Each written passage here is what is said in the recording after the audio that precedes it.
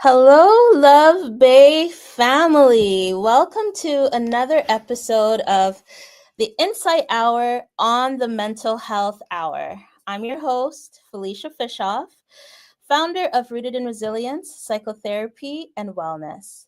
Each month, we hold space for real conversations that nourish our minds, hearts, and communities. Here's a quick recap. Week 1 is She Speaks, centering on women's voices. Week 2 is Barbershop Tuesday, for and about our brothers and their mental health. Week 3 is the Insight Hour, where clinical and community deep dives on relevant topics like tonight. Week 4 is Real Talk, where we have raw discussions about real issues impacting our lives. And week 5 is Wild Card Tuesday, a surprise mix because life be lifing. And tonight's Insight Hour is called When School Isn't Safe, helping kids navigate racial trauma. We're talking about what we, as parents, caregivers, and community members, can do to support our children when racism in school is harming their mental health, safety, and sense of identity. I'm honored to be joined by two powerhouse guests. Charmaine Lane is a registered psychotherapist, educator, social justice activist, and cultural consultant with over 20 years of experience.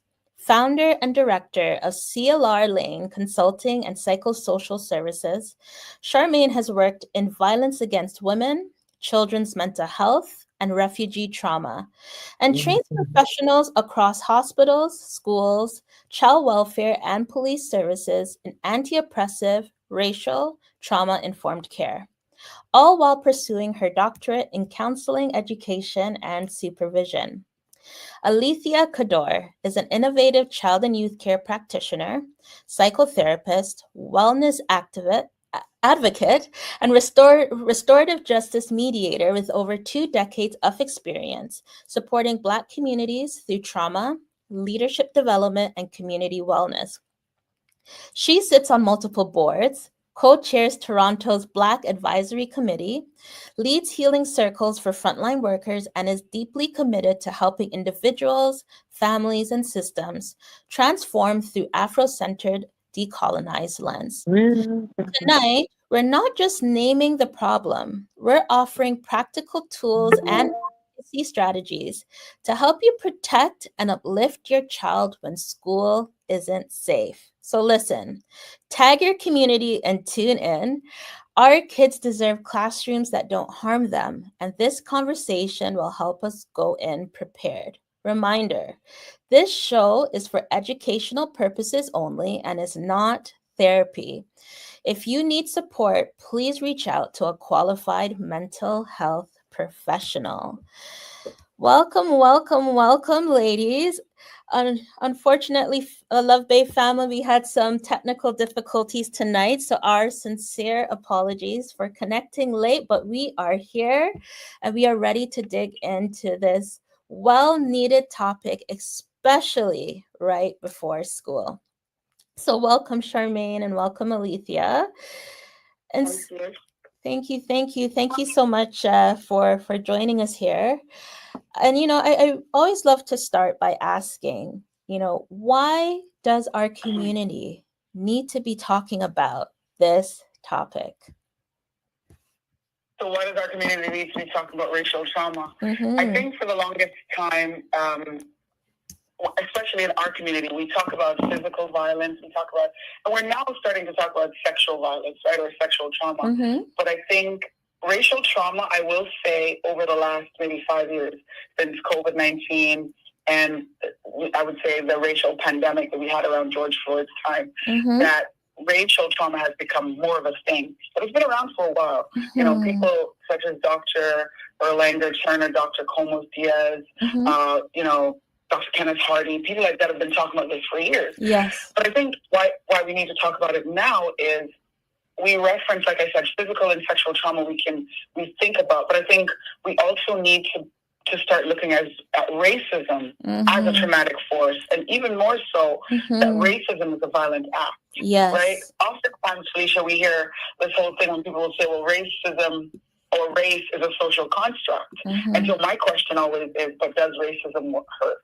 Right? So that's usually, so race is, I said this, like race, they usually look at race as a social construct. Yep. But the question is, does racism hurt? Does racism so I don't care hurt? if it's Yes. socially constructed. Does racism hurt? And as I was thinking about, and we've had conversations about this, you and I, yes. and Felicia, but as I was thinking about tonight, I was reflecting on this idea that oftentimes our children especially are going through racism at school, but they're not talking about it with their parents. So it's some of that, right? Like they don't really, because we're not talking about it, so they're not talking about it. Absolutely. Right? Absolutely. And I think that sometimes as parents, we don't realize how much our kids absorb and take in, right? Especially when it's something that's so nuanced, and it's hard to really sometimes put language to the experience, right? And so, for our Love Bay family, our Love Bay listeners, what's racial trauma? Like, what is it? Oh, wow. So racial trauma it's to me, and I'm going to put it in lay terms as opposed to what it would sound like academically. So it is trauma from racism. Yeah. So while the content might be different, right? So say, for instance, we can quantify if someone's in an accident, right? So we'll know that they'll be hypervigilant if they're passing the place where the accident has happened, or, they might be feeling, having feelings like anxiety or even depression. So it's the same thing. So what we want people to understand is that the impact of racism is traumatic. And so the physiological responses are the same as it would any other form of trauma, right? But oftentimes, it's hard to quantify, like you were saying earlier, like how do you even put a finger on it? And I think tonight, and I know Alicia feels the same, when we're talking about racism, we're also talking about microaggressions. So we're using them interchangeably. It's not that we're saying racism is one thing and microaggressions. And sometimes even for adults, we're in our offices or we're in workplaces where we're going through the trauma of racism. I think oftentimes it's easier for people to understand when we say the trauma or the impact of racism on our mental health. So yeah, it really is the same as any other form of trauma, because you have to begin to look at racism as a violent act. And when you look at it as violence, right, it's easier for you to understand how it can be impactful and how it then can be traumatic. Absolutely. If someone punches you in the face, right, you're not going to keep going back to be punched in the face. And yet we allow our children to go back into schools and different spaces when they're oftentimes experiencing like hardcore racism, right? Yes, absolutely. And I love that you talked about, racism as a violent act, right? Because, even in my own work with clients, a lot of times, it's hard for them. They know what they're experiencing, but at the same time, it's hard for them to call it trauma necessarily, because it's almost like a disenfranchised type of grief. They know that they're grieving, they know that they're hurting, but they don't feel like they're allowed to grieve it, because we, like you said, we often focus on like the physical traumas or the sexual traumas, but racial trauma is just as impactful. And we shouldn't compare different traumas to one another. Trauma is trauma. And that's the goal. Trauma is trauma, right? Yeah, absolutely. Alicia, I don't know. People are texting me that they can't see us, so I don't know what's going on. Are we on live, Felicia? I'm sure we are. Yes. People are saying, I don't see you all. So maybe it's me. Yes. My American viewers aren't seeing us, so I don't know. Oh no! Hopefully they can tune in, our American friends. So Alicia, as we talk about racial trauma, like, what is your take? What is racial trauma, especially as it relates to things that you've seen in your profession? Well, I have the same definition that Charmaine was mentioning, And I have noticed it, and I've also experienced it myself. It's the effects that you have if you have suffered a traumatic event. And Mm-hmm. racism to me is a form of violence, and it's similar being hit by a car. The impact Mm-hmm. is so sudden that when you get home or when you have been witnessed or maybe have had that type of attack, it Mm-hmm. might not get to you right away because you're so shocked and taken aback by Mm-hmm. the trauma or the Right. initial hit or the initial slur, that it takes you some time to process it. And then when you realize the effects or you are developing some type of symptoms, then that's when you start to realize, like, wait a minute, Mm-hmm. I've been impacted by this for many different occasions, many different times. Usually these things don't happen in isolation, and if they do, that's great. I mean, it's not that we don't know how to deal with that one particular instant, but Mm-hmm. the people that I have worked with, they can identify that it's happened to them more than once, especially around the microaggressions, because things are so covert and Mm-hmm. so subtle here that if you're not fully aware of how people speak to you and how they may respond in situations, you might even overlook that. And then it tends to become normalized here, because I find people always say to me, well, rappers always use the word. So then it might not be that bad as if we used it. But it still has the same impact, and it doesn't matter the context to Mm-hmm. me. I still feel that it's a violent word. Now, when we're talking out to our youth about what's happening, what they're experiencing, I Mm-hmm. don't think they realize the impact of what it does to their self esteem Mm-hmm. until they are really upset about it. Mm-hmm. Yes. Because the way that the culture can be, Oh, I'm sorry. The delayed Yeah. response. I also think it's more than the word, though, Felicia. Especially, and I think for students, it's more than the word. It's teachers in classrooms and the way that they think about you. Yeah. It's sitting in a classroom and you know what what they're thinking. Okay, you're not going to pass. So some of the stories I hear from young people are things like, "Well, they already don't think I'm going to amount to anything." So it's that subtle. We talk about microaggressions, we talk about micro insults, micro assaults, and micro invalidation. Yes. There's a lot of things that are happening that aren't overtly so, but covertly, young people are absorbing, like you said earlier, and they're absorbing it in a way where it's the there's messages that teachers are sending, principals are sending, communities are sending, that you end up at school and you're late and you're not treated the same way as another kid who isn't black, for instance. Yes. Right. So what message does that send to you? Yeah. As a child, right? As a young person. And I think oftentimes when our kids, I do it, and I'm sure you do it because of our profession, we'll ask our kids how they're doing. Yeah. We'll think about the racial questions, right? Yeah.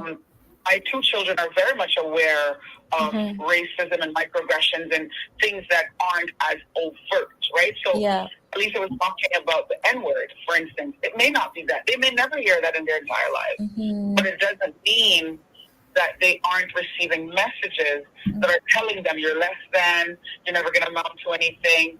And so if as parents, we're not asking those questions. But I think some of what we might want to think about is, how do we ask those questions? What are some of the things that we would say to our children? How do we interface racism at home? Yes. Yes. I'm sorry, at school or in other spaces, right? And if we're noticing anxiety or depression, how do we connect it to racism?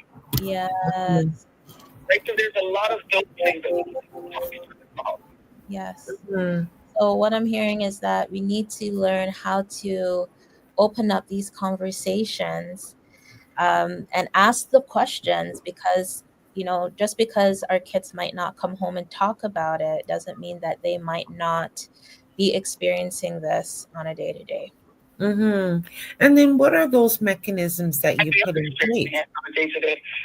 I remember a story. I was training somewhere, and an older person. She had to be in her 50s at the time when I met her, and she talks about a black woman. She talks about moving from Jamaica as a kid, and going in the 60s and going to school and facing racism. And she'd come home and tell her parents, and they told her, "Well, we're not sending you to school to learn about racism. We're sending you to learn." So imagine if that's our mentality, right? And then we also have to think about people from the diaspora in general, Africa, the Caribbean, other parts outside of North America. Their experiences of racism are very different because it's been so homogenous for them, right? They come from homogenous situations. Some people say homogeneous, right? Situations. And so when they move to North America and they're parenting North American children who are then facing racism, it's like two separate worlds. Absolutely. Right? And then that becomes a clash. So it's really hard for them to even identify it, let alone have a conversation about it. So how do we then begin to identify it? So for all the parents that are listening out there, what are some things that they can do to begin to identify that this is happening? Well, there's a couple of things. The first thing is, like Charmaine mentioned, have that conversation, and there has to be some flexibility there. I know if we're just asking children, "How was your day?" You're going to get those one-word answers. There has to be somewhere where we can develop some type of communication where we can figure out, hey, what was said in context? Where would this word come up that it would be used to describe or talk about, this word, the N word, in that context? Because usually it's derived from some type of social conversation, and then these things come up. So, is there that cultural safety in the classroom that people can talk about this topic and feel safe without any harm, so that we can be exposed to the word and address it? The other thing is, talking about microaggressions. There's a lot of young people that just say, you know what, I just want to fit in. I don't want to cause any problems. It was just a one time issue maybe that occurred. So they're not apt to feel that there should be any discussion. So it would be really helpful to have some type of mechanism in place so that it's mandatory that somebody come in and have these discussions with youth, because maybe they don't feel comfortable talking to their immediate team about it. Maybe there might need to be something where, you hold a different class for the day and you have experts come in and talk about this topic in a more safer context so that people can feel comfortable sharing their thoughts and their opinions on it. But I mean, the first thing for me, for anybody that's been traumatized, is that you have to identify it, and you have to be aware that, oh my gosh, this thing is really affecting me. And then once they're able to identify that, then yeah, what are those coping mechanisms that you put in place when someone has done something or said something that's been traumatic, um or it's hurt you or it's harmed you? That would be my first thing, is the self-awareness piece. And then, just really talking about, for that person, giving them that space. Because, like I said, there could be so many other incidences that could have um, blown over, and you didn't even have that opportunity to process it. So now I'd have to clear that space so that they're able to talk about that. What I find is that people don't feel safe discussing it because they feel that there's a consequence if they Yes. even bring it up. And we have to just reassure them that, why would there be a consequence if we're having an honest dialogue about it? Because it's been so normalized in North American culture that there's people that every day that's all they call each other. And, there's thinking that, hey, it goes across racial lines because they're even calling other nationalities the same name. But Alicia, can I ask you a question? What if we're not? What if that word never comes up? Right, when we're thinking about racism, that's the obvious piece, right? But my experience is that's the least of what Black children, for me, in my work, that's the least of what they go through. If that's existing, then that's obvious. So you kind of know how to, deal with that. But what I'm finding is the things that are causing trauma are the things that are subtle. Okay, so we should talk about those. Yeah. Like we were saying earlier, just about the word is obvious. We know that, right? Yeah. So if someone's bringing up the word, then we know, okay, the child might speak about that because, other than when they're using it in the way that you're talking about, when they're normalizing it across cultures and whatever, right? But if someone calls a child that in school, for instance, usually you're hearing about that. Usually. Yeah. If not parents, then someone else, or it may come up in a conversation. But we're talking about the child who's in the classroom in areas where there aren't many children that look like them, who are getting subtle. Sometimes, and you talked earlier, Alicia, about when microaggressions are happening and that sometimes people aren't even aware or they don't want to talk about it or, and so on and so forth. But oftentimes they can't even quantify it, right? And when we think about microaggressions, a lot of the times, what happens to us as adults, we're going through what Dr. Daryl Sue talks about, the 5 stages. Okay, did it happen? Oh my gosh, the person who said it was my best friend, or the teacher is my teacher. And so we're looking at proximity to who has spoken it.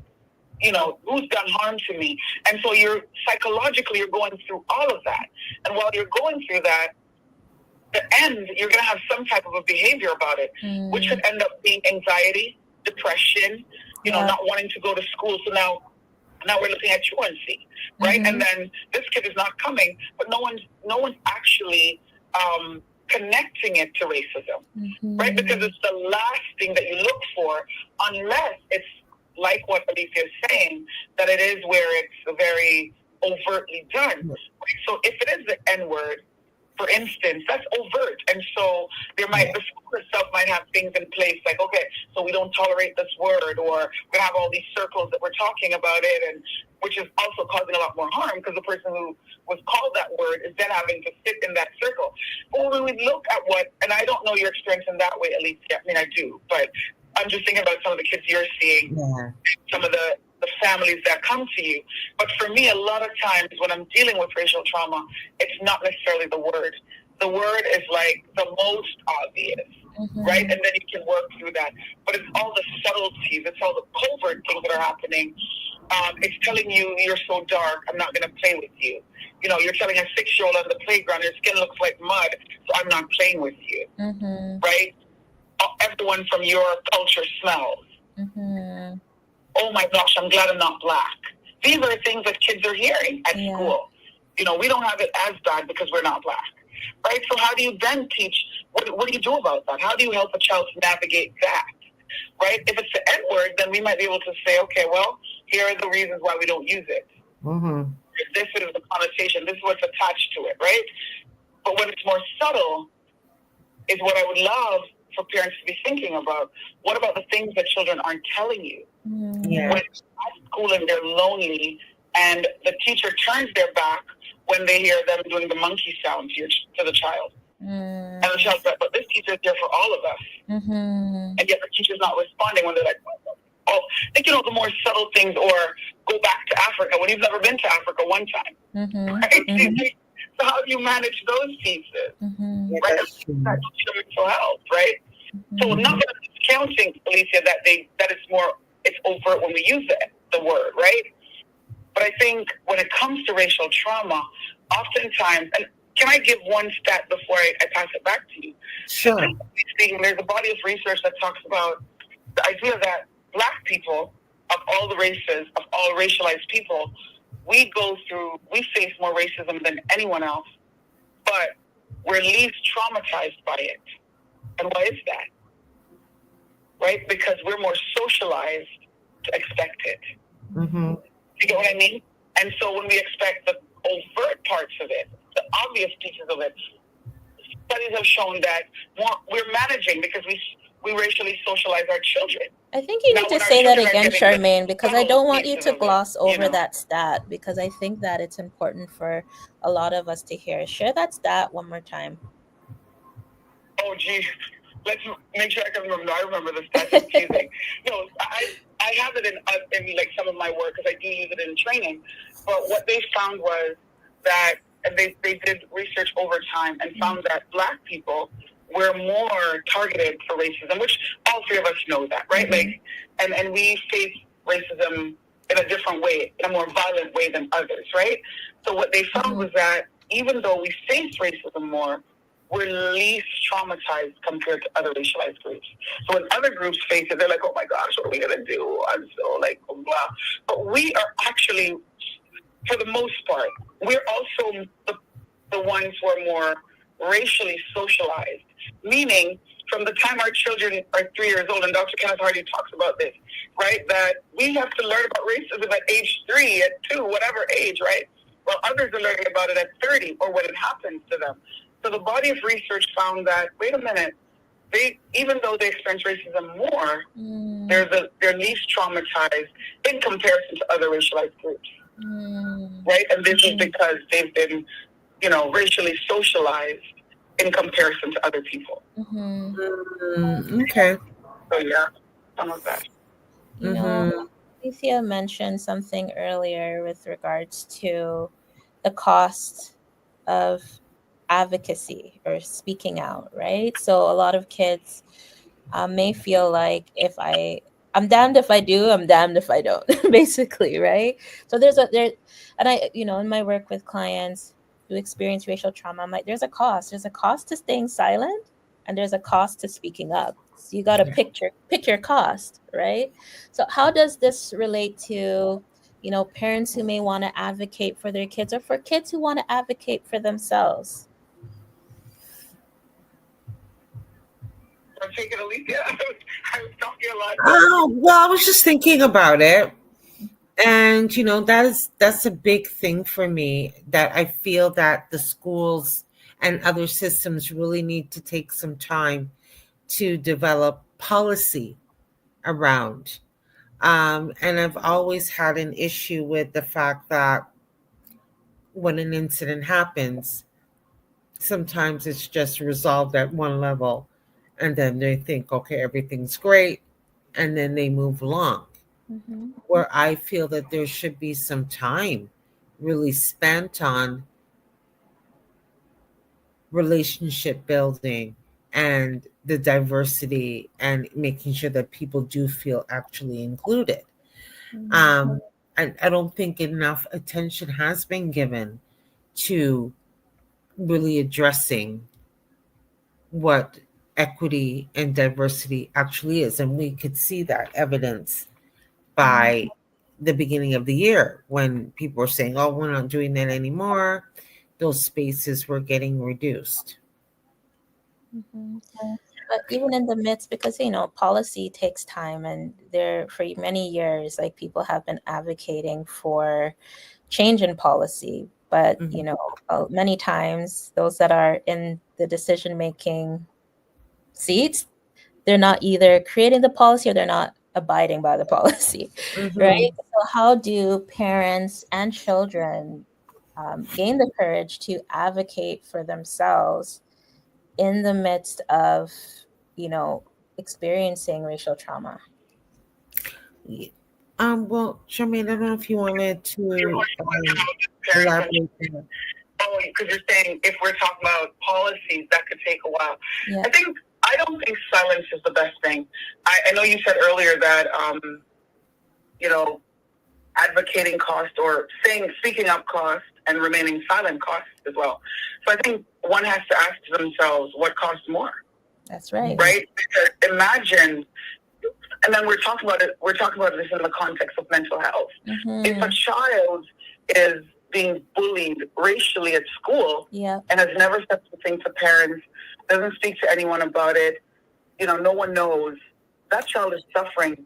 Enough time will pass and depression will set in, anxiety, or some of the other things that I mentioned earlier when we talk about other issues of mental health. Mm-hmm. So I think I'm always for people advocating for themselves in that, because I think what we also have to recognize is that the schools and society knows that this thing exists, whether they own it or not. That's right. And so if your child is in a school where you suspect or you have proof that there is, that they're not being, like you said, Alicia, treated equitably, then why not address it? Right? And how we address it is always what's important, right? So people will say, well, I know I've gone to address on behalf of families and they've called parents the angry black woman or whatever. Yes, exactly. Yeah. You really have to be okay with all of that, right? Because like you said earlier, advocacy comes with a lot of, if you're choosing to be an advocate, you need to be prepared to work, right? It comes with you sometimes losing your rights, like all these other things, right? So all of it takes us into a place where we need to put ourselves on the line. Nothing good ever comes out of us being silent, right? So I think if we suspect racism, and I don't want us to forget that we're talking about mental health issues, the impact of racism on mental health. Yeah. So if it was sexual trauma, would we advocate? And I'll use this example. If my child came home and told me they're being punched in the face at school, or somebody, punched them or I'm in there. And so would all of us on here. Absolutely. Yeah. Without if a the child question. tells us that racism exists, we're then on eggshells trying to figure it out. So I think what I'd like to see when we're talking about advocacy is for people to begin to change the narrative about racism. It can no longer be tabooed, right? Yeah. It can no longer be a thing that we don't think causes much harm as physical violence, right? And so I think it's situating it in the narrative that it is a violent act. Yeah. And because it's violence, we need to deal with it as such. And so when we understand that, we're not then having to worry about should I advocate or not. Because what needs to be in our minds is if my child was sexually assaulted at school, I'm in there. And there's going to have to be all these things that are set up and everything needs to be in place to support my child, right? So parents have to begin to think, if I suspect or I think my child is not being treated equitably, then I'm on it. Yeah. And we want to teach our children, because I think my child, if the child is fearful because I'm being threatened, if I'm being sexually assaulted at school or wherever, I'm fearful to say something because the person has threatened me, so I'm not going to say anything. Like, I think my entire goal of this session is for us to begin to change the narrative about racism, right? And the impact that it has. We have to put it in its position, and the position it needs to be in is that it is a violent act. And by using microaggression and racism interchangeably. And we understand that it's a violent act, there's no getting around it. Because you're not going to put up with physical violence happening to your child at school, and you wouldn't put up with sexual violence. So why are we putting up with racial violence? Yeah. And, this is the thing that really escapes me too, Charmaine, is, the evidence says that we've been socialized to accept it. But where? No. We haven't been socialized to accept it. We've been socialized to recognize it, right? So because racial socialization teaches us that it's coming, right? So like similar to the talk that you have with your child about the car and this and that. So no, I'm sorry if I made it sound that way. Not to accept it, my love, but to actually know that it's coming. So the three of us say that we are racialized women on here. I am Black, you're racialized, but of two different races, other BIPOC folk, right? What they're saying, oftentimes, it's a surprise to other races. Whereas to us, it's coming. But sometimes our response is, I'm used to it, kind of thing. But never to accept it, right? It's that you expect it. Not that you go looking for it, but it never surprises you. So the impact that it will have on you looks different than on someone else. I'm sorry if I made it accepting was what we're looking for. No, we're never going to accept. That's Okay, well, that could have been my interpretation that, I was thinking that because I thought, because when it is coming, we're not walking around being hyper vigilant, saying, okay, I don't know who to trust, because usually the people that give us the most impact are the ones that, like you said, they're the caregivers. They're the ones that have the authority. And then, I'm just wondering, is it passed down through the teaching? Is it passed down through the microaggressions? There's so many different things that, I'm just wondering when it's expected. Is that when we're having, some of the concern that, hey, this could be coming sometime soon. So, our defenses are down. That causes more stress.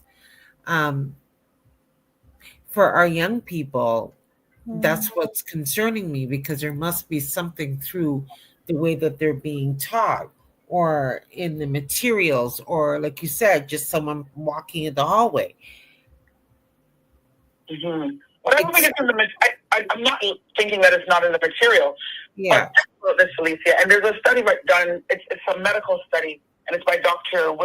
Williams. Talks about it, or Dr. Williams. Yeah, Dr. Williams, and he talks about it's on implicit bias, right? And he talks. The research has been done with doctors and different people like that. Keep in mind, you and I can't divorce ourselves from our experiences. So when I sit down as a clinician, when I teach as a professor, I am still Charmaine. I am Charmaine who comes with all my things. So those teachers that are standing in front of our kids, they're still the teachers. And in the research that he refers to, the research really looked at doctors. When they're in the hospitals, those doctors have a whole life before they stand before a patient. So every single thing that they thought before they came and stood before the patient came with them. So the teachers are the same. I think we need to also get out of that mentality that they are above grade or whatever, because they're coming, Alicia, with all the implicit biases. So if I, in my normal societal life, believe that Black kids are nothing and that they learn differently and that they're not as smart, when I stand to teach, I'm going to teach with that implicit bias. So I may not come out and say something overtly to them, but I might say something as, Charmaine, maybe, this class is too hard for you. Have you thought about taking another class? The remedial course of whatever. And it's happened. I've had Black students who said this to me. Charmaine, I'm in the AP class. I'm the only Black kid, and they're telling me that maybe I should take something else. Right? And so it comes out like that. And so every time that child then gets ready to go to that class, guess what happens? The trauma comes out, and I'm anxious.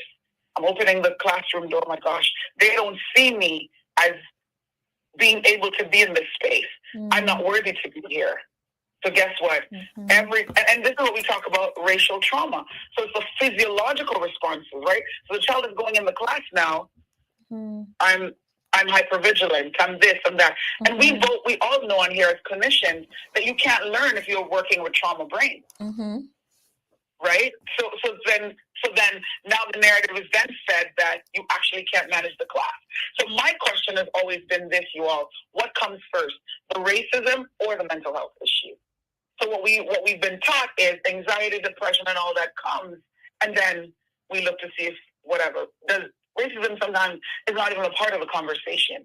So what I want to know is, have we thought about, especially when we're dealing with Black kids and so on and so forth, that they might not be treated equitably in the classroom or wherever, right? And that could be a contributing factor to their mental health. Right? So it's some of that. I don't know. We've been given 15 more minutes, guys, so we have we have some more time to talk about this. Late, though. Yeah. I mean, just to respond to what you said, Charmaine. Okay, that is the concern that I have. I've always had that issue because, this is something that we are aware of. We are expecting it to be coming, but then it, like you said, when you have to prove it.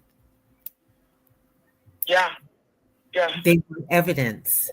And I'm saying, well, this is what I'm telling you. This is how I'm feeling. And they're like, well, no, we want specific incidences, and you have to document what you saw. And then when you end up documenting that, then it's like, yeah, accurately. And then after, it's like, okay, well, then let's talk about what you saw.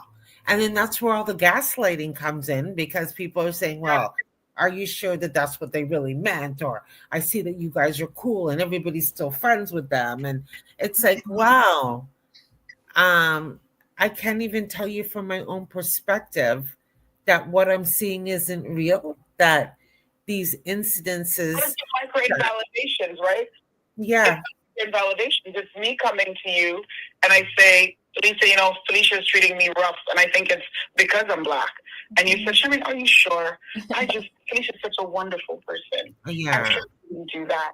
Right? And so now you start questioning yourself, well, maybe, oh my gosh, maybe I got it wrong. Yeah. And I think when it comes to racism and issues of anything to do with equitable practices, some equitable practices they're actually tangible. But racism half the time isn't, unless we're talking about what you started the show with, Alicia, when you talk about it being very overt. Oftentimes it's very subtle, hence why we have microaggressions being subtle, right? And then we know sometimes they're out and loud, right? When we're talking about like micro assaults, right? But what you talked about just now, that micro invalidation, a lot of young people go through that, right? Where they're invalidated. I'm sure Miss Kador did not mean that. She's been teaching at this school for 30 years. Are you sure? And so the child is left saying, you talked about psychological safety earlier, they're left saying, why bother? And so that child then starts showing no interest in school, because why do I need to try? They don't see me. One of the tenets that we have to think about is anyone functions very well when they're seen, heard, and valued. Yes. And if I don't feel seen, heard, and valued coming to school, going to my classroom, and why do you think dropout rates and truancy and all these things are so prevalent? But nobody's looking at the racism piece of it. You know what I mean? And the impact of racism. I am so fed up with it, because racism is a real thing. And it causes a lot of trauma for Black youth, right? And for racialized youth in general. Yeah. Yeah, and then it does show in our marks and the way that we present ourselves in those spaces. I was just looking at the news the other day, and I hardly read the news, but they were talking about all these students that got 99% in their grades, and I didn't see one Black child, but I do know of a couple of Black children that did get those marks, but they weren't highlighted anywhere. And then I said to myself, well, why does that continue to be reinforced? And I'm thinking, well, did they search everywhere? Did they go to every school? Like, how did these kids get on? And people are saying, yeah, they got perfect, almost perfect. But our Black students that I know for a fact had the same percentages. And we're afraid to talk about it. Do you know what I mean, Alicia? What you just said so blatantly, oftentimes we're afraid to name that. We're afraid to ask, and we go back to thinking about advocacy. We're afraid to say, but wait a minute, I'm seeing all these kids highlighted, but where are the Black children in these schools that are getting good grades? But I think oftentimes we don't want to say it, because then here they go again.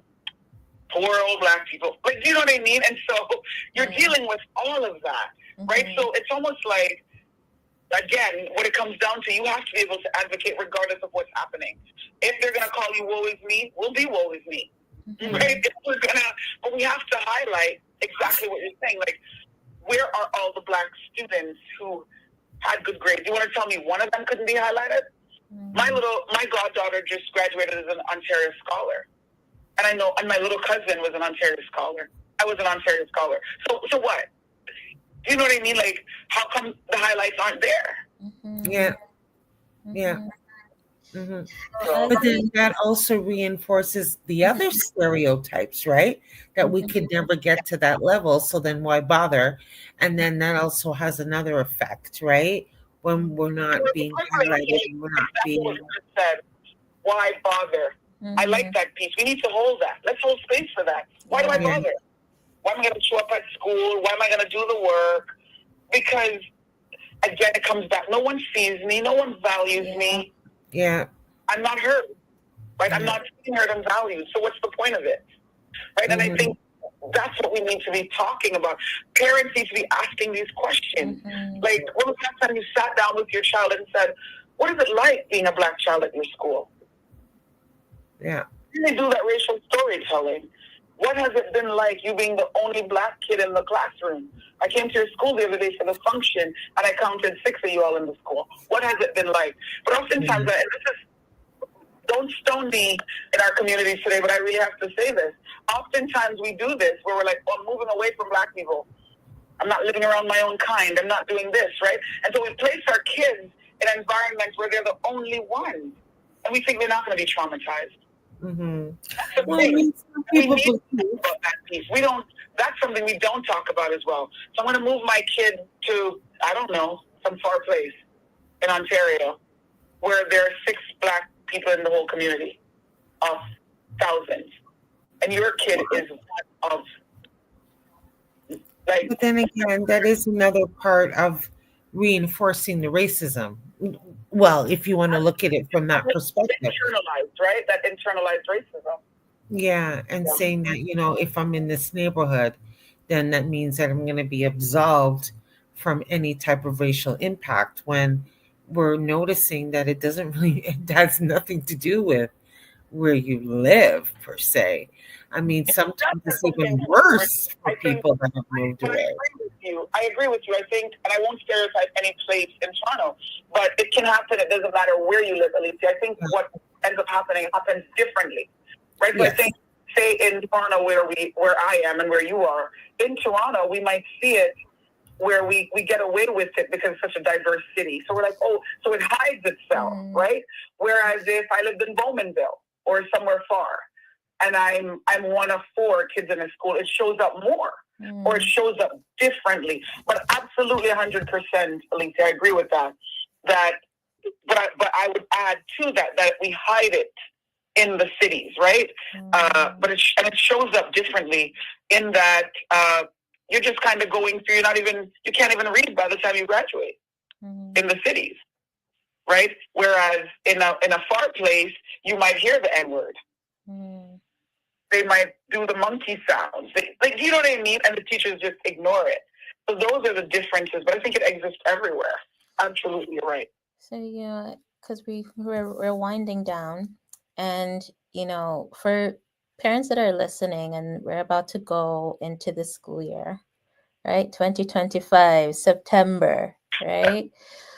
What would you say would be their next steps in, as they prepare their children, as they prepare themselves going into this upcoming academic year? Well, I think there has to be that self-awareness again, and we need to start naming it and really giving our children the space to start amplifying their voices. I know these things are so subtle, and I know there's ones that are, things that are clearly overt. I think we need to start preparing our children to understand what that looks like, and having those conversations. And I remember my parents just sitting at the dinner table, letting me know that, hey, I was a victim of racism at my workplace, and I ended up taking my employer to court. I mean, this is one of the things that I heard from my parents, that, I'm not putting up with it, and I'm going to be dealing with it. And that gave me the permission to say, you know what, if my parent is doing that, then I should be able to feel comfortable, and I should be able to understand what it is. But for the kids that are not that vocal, Charmin made it clear, you can see the changes in their behavior.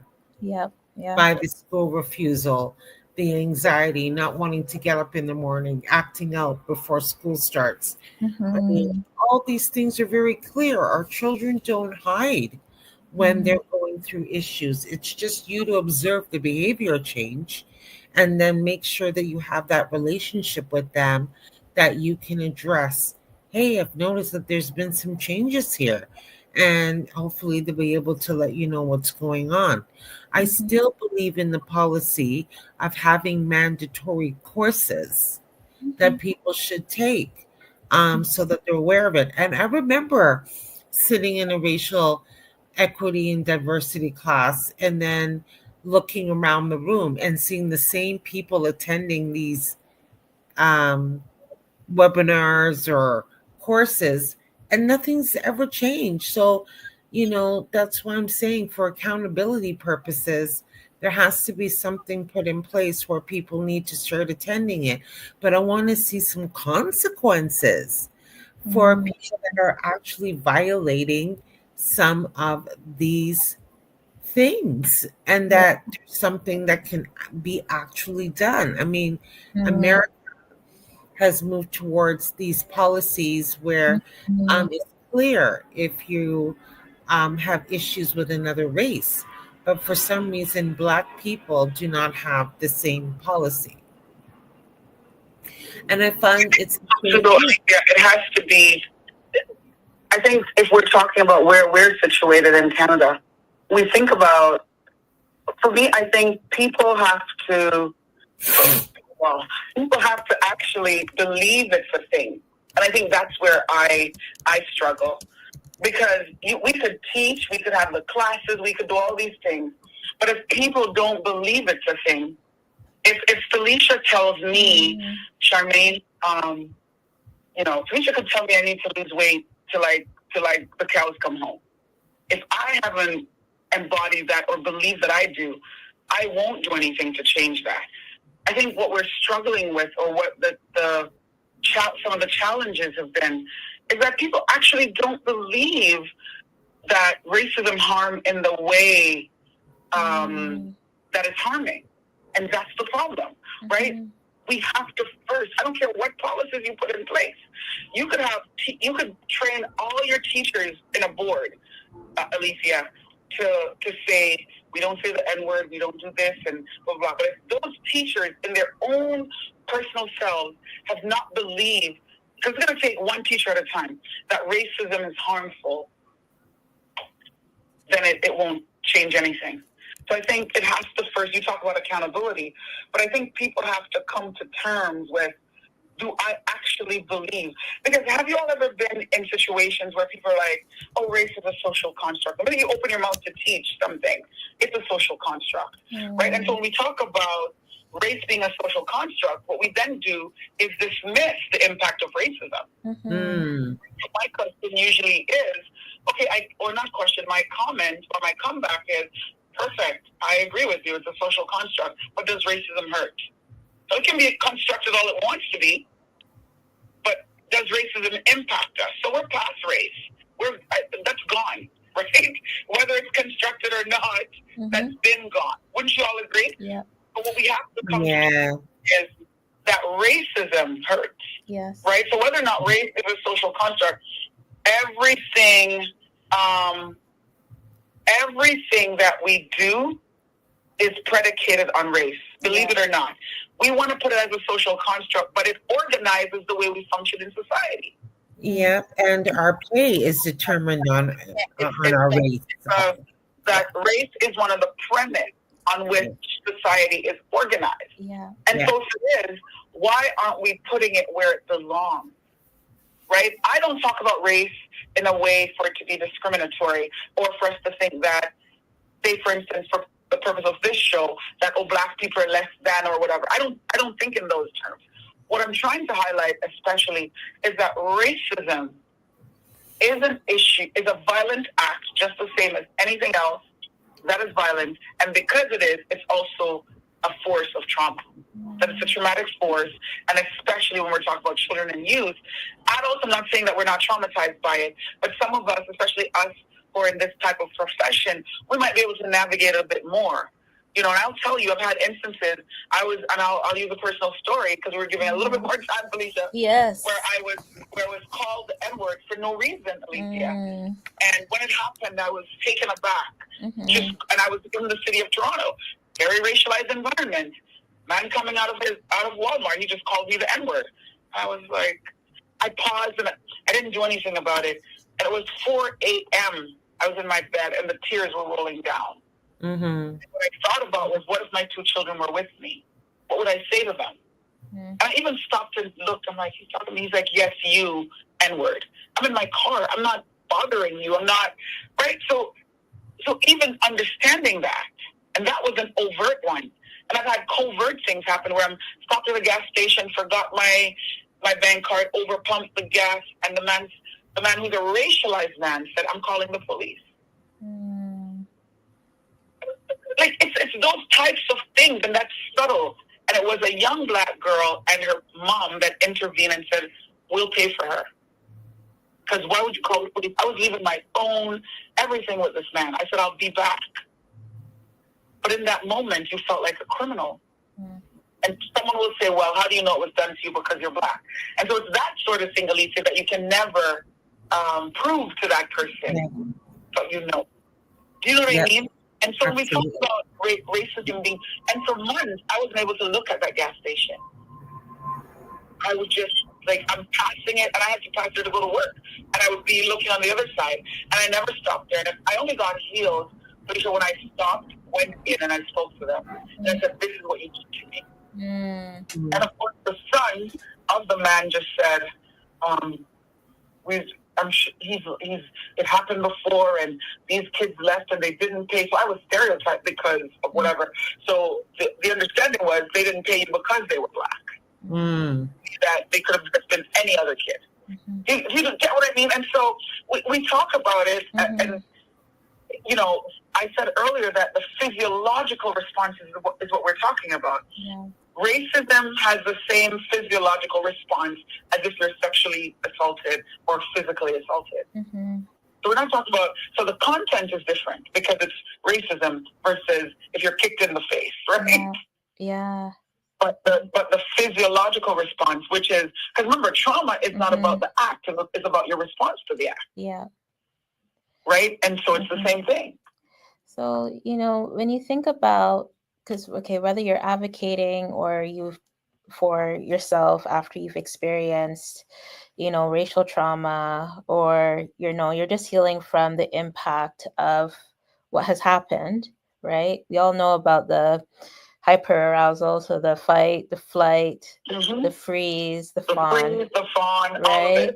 And so everyone's going to react and respond differently. So some people may respond with like the anger or the overwhelm, and some people may just freeze, right? So what would you say to, you know, our Love Bake community who might even be in the midst of a fight, in terms of they're fighting for you know, justice for their child, and that crap is draining. And I could talk from personal experience from that. Advocating for your child, especially when it has to do with racial tension, is draining, it's triggering, it's hard. So what would you say to parents who, okay, maybe now they're beginning to identify that there are things that are happening to their child as it relates to racism in schools? What would you say to them to prepare them for the impact of this advocacy?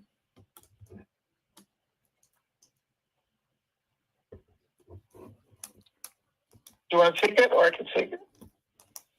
Alicia, are you taking it? Go ahead. Are you taking it?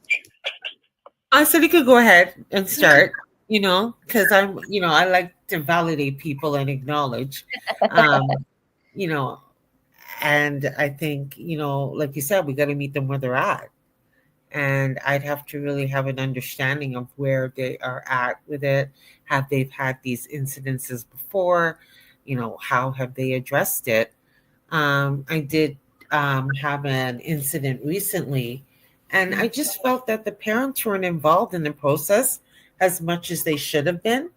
And they were like, okay, well, you know, my child resolved it on their level. And they felt that, hey, you know, things were fine because they know that their child is capable. But I thought, you know what, there should still be another piece there where you can meet with the parents. But I mean, I do a lot of mediation in schools. So for me, it's not just about dealing with it on one level and just because the kids are cool, that means that things are okay. I like to see parents involve the other parents. I like to see the schools have days where the youth can just talk about some of those things that have been effective to them. But I'm not seeing that consistently. So for me, on that level, will be to amplify your child's voice.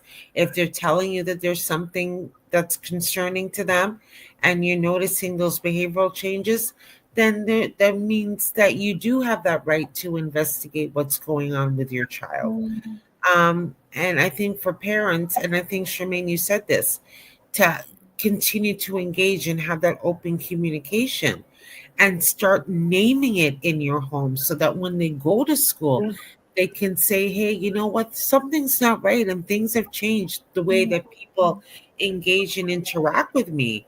And then start having those dialogues because, again, if they're not aware of what it looks like, then it's going to continue to be normalized. So we have to start naming these things and letting our children know what that looks like. And just for the little kids that are in public school, and someone says, oh, I don't want to play with you because you're Black. I mean, these children are able to express that. So that means that your child should have those tools to develop what that looks like. But it all starts with us. It all starts with the guardians and the parents coming to terms with it and actually start naming it for what it is. And I know that this came up when we were kind of doing our preamble discussion about, sometimes when our kids come home and, they do express that they're going through, they were like, oh, you're so strong, like you just buck up. You could do this. Like you could overcome anything. And, yeah, but Felicia, you talked about earlier. I want to go back to it. You talk about the trauma responses that we go through, right? Yeah. And we all do. Freeze, fawn, fight, or flight. Those four. And it's I always like to attach trauma and attachment together, and I do it with racial trauma just the same. Yeah. But I want to say this quickly before responding to that piece that you just talked about. This idea of when, especially Black people, begin to be in fight mode, then you're looked at as aggressive. You're looked at as all those other things, but we're never thinking that it's a trauma response, right? And then, of course, flight. You just like, I don't want to deal with this. I'm not sending you to school to deal with this. Yep. Let us not care about it. Hold your head down. Similar to what you're saying, like, oh, you're so strong, you're so resilient. No, none of that is what we're talking about here. Not here tonight. I mean, in our homes and in spaces where we need to make sure that our children's voices are amplified. But I agree that we have this narrative that, you've been socialized to deal with it, so you'll know how to deal with it. I think we also need to get away from that. We really need to get to the point where, and I will say this and keep saying it, where it's no longer taboo, right? And that we understand that there are all these different ways to respond to, and we kind of say to respond to racial trauma, but we don't know if it's trauma yet, because not everybody who experiences racism will be traumatized. Trauma. That's right. Not everyone that has an accident will be traumatized by it. Not everyone that's sexually traumatized, sexually assaulted or physically. So we have to come to terms with understanding when does it become traumatic? So what is the response? I think what we need to look at from a mental health perspective is, when is my child showing signs of racial trauma? Yes. Now, if you don't even know what signs of anxiety or depression or other forms of mental health looks like, how are you even going to attach racism to that? Yeah. Right? I think racism is the last thing that you even think about. Not our first. Let's be for real. When our kids come home with mental health issues, not us here, because we know what it's our job, so we look for it. But for the lay person, it's the last thing they're thinking about. It's the girl who goes to school and someone says to them, oh, my skin is lighter than yours, just because you're 2 shades lighter. And then your daughter spends the rest of the time trying to wear makeup that is lighter than her just to look lighter. What happens to that child then when they're now doing things in their room that you don't know about? And then you start thinking about it in terms of other things, but never asking, what has happened to you. So I think parents need to start having what's called racial storytelling, really asking their children. And Elisa, you were so fortunate to have parents that actually talked with you about racism. Most Black families don't do that. And if we do, what we say is racism is out there, it exists, but we don't have any, similar to the parents who will say to their child, don't have sex because you'll be pregnant, but no other context. Right? I was one of those kids where that's all my mom said. And I was like, what? Right? So they don't tell you anything. And it's a lot of us, really a lot of Caribbean people function that way. Right? So how do we begin to bring the race into the conversation without allowing kids to feel as though they have to go looking for it? So we're not saying that you should look for it, but we're saying that it's always on the table. Because when you walk into a school, you bring your entire body there with you. Yeah. So if I'm a Black girl going to school, I can't divorce myself from being Black when I get into the school and just be a student who is void of every Black thought or everything that I come up with or everything that I think about myself, the fact that my hair texture is different than the other kids in the class, or all these different things, or that I need something else for my skin, or that I'm going to be ashy if I jump in the pool. Like, these conversations has to be had. And so I remember I had a case where a little boy, a social worker shared with me, the boy didn't want to jump in the pool because he was worried his skin was going to be ashy in front of all the other people. And good thing she was there as a Black social worker who was able to say, don't worry, I have lotion. You know what I mean? So parents, if you're sending your kids to swimming and you haven't packed lotion, and then you don't think anything of that, or you haven't said, no, you can't go in the pool without a swim cap. You got to wear some dreadscapes, which is different than what regular swim cap that people are wearing. Right? So we have to have the conversation in a real way. Like, it can't just be like, we're like, well, you know, racism exists. We need to really talk about it in ways that make sense to the kids, so that then when they're out there, the application becomes easy.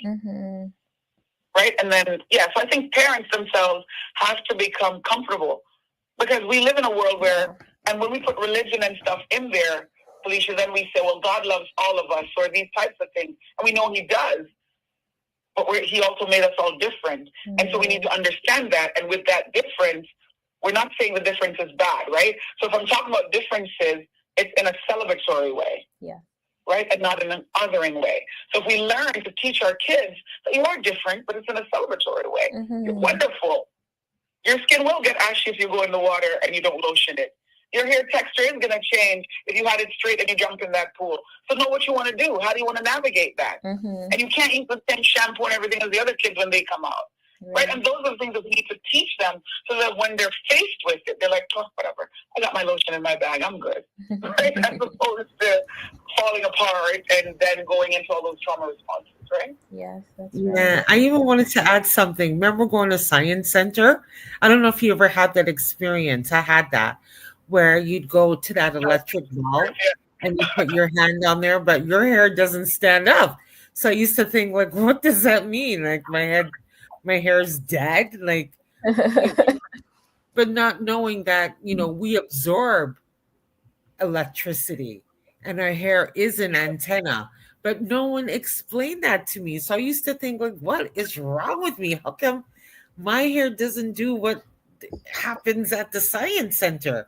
But there was no explanation from any Black scientist or any other scientist to say, you know what, it doesn't happen for you because you absorb light differently.